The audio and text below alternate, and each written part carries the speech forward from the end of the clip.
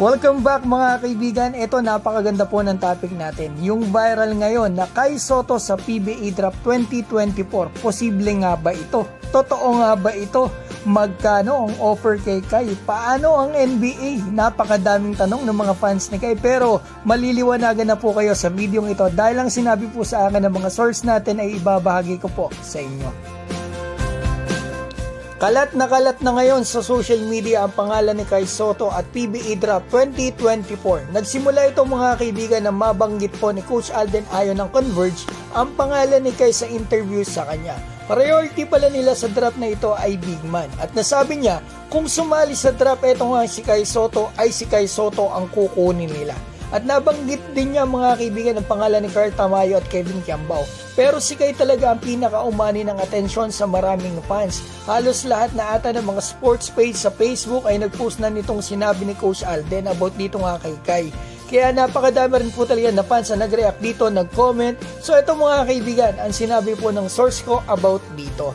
Tagalogin ko na lang po mga kaibigan kasi English po yung naging usapan namin. So ito mga kaibigan, kung sa PBA daw po ay open naman daw si Kai Sotto na maglaro talaga dito. Pero hindi pa lang daw talaga sa panahong ito. So in short, okay sa kanila, okay kina Kai na mag-PBA ang pambato natin. Pero hindi pa lang talaga sa ngayon. Kasi mga kaibigan, ang focus daw talaga ng kampo ni Kai, eto nga yung NBA, yan talaga yung goal nila. So ito, pag-usapan natin yung possible scenarios. What if hindi pa makuha si Kai sa NBA this year? So, NBA G League, Japan B League, or NBL yan. What if operan si Kai ng malaking halaga ng PBA team para maglaro ito dito? Kagaya ng kumakalat sa social media ngayon, ng milyon-milyon per month. Halos kapareho na sahod ni Kai overseas, tapatan ng PBA. Tatanggapin kaya ito ng kampo ni Kai?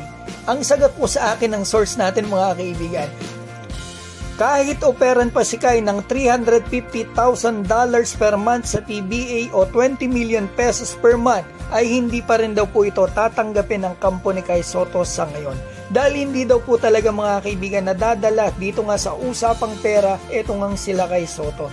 Dahil ang goal talaga nila Kai ay makarating si Kai dito sa NBA at hindi yung malaking halaga o malaking sahod. Ang malaking tulong din po kasi kay Kai sa Japan B League or NBL para sa NBA niya na medyo nakukulangan ako dito sa PBA. Ito nga sa Japan, no height limit. 4 hanggang 5 world imports kasama ang naturalized per team. Halos parehan sa NBL, 3 imports sa NBL, ay yung mga local, ang gagaling din, talagang NBA caliber din. So magandang training ground itong dalawang liga nito para kay Kai, magandang preparation para sa kanyang NBA. So ngayon, at least malinaw na po tayo mga kaibigan, nalinawan na tayo na malabo po ang Kai Sotto sa PBA sa panahong ito, lalong-lalo na sa paparating na PBA draft.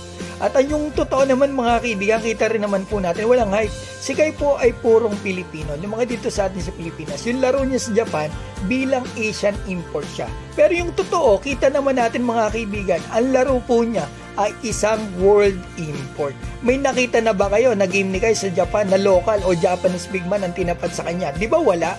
Puro world import, ex-NBA players kabakbakan katapat ni Kai every game. Hirap na hirap pa kay Kai lalong-lalo na sa one-on-one. At para sa akin mga kaibigan, ito yung PBA. Gusto ko talaga itong PBA. I love PBA kasi ito po yung pambansang liga natin. Gusto ko talaga mag-bloom ulit sila. Possible solution sana ito nga si Kai Sotto pero hindi pa talaga sa ngayon. Kita nyo naman mga kaibigan, nabanggit lang ni Coach Alden ang pangalan ni Kai sa PBA draft.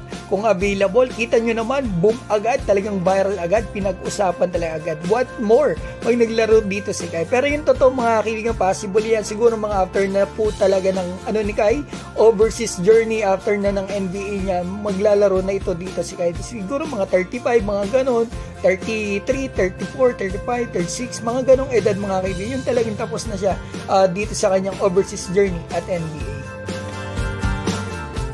So ayan mga kaibigan ng video natin, maaari na po kayo mag-comment dyan sa baba at babatiin ko lamang po si Kuya Bush, Yokay Kahes, Cipriano de Jesus, Gary TV Official, Gerald, Macadios, Makatao, nice one, Moises Ramos ng Bicol, Alvin Alejado, Ken Jong, Joey Del Mundo ng Taal Batangas, Ruel Basadre, Garbonge, Wilson Custodio at Mel Gaspe. Maraming salamat sa inyo mga kaibigan and God bless.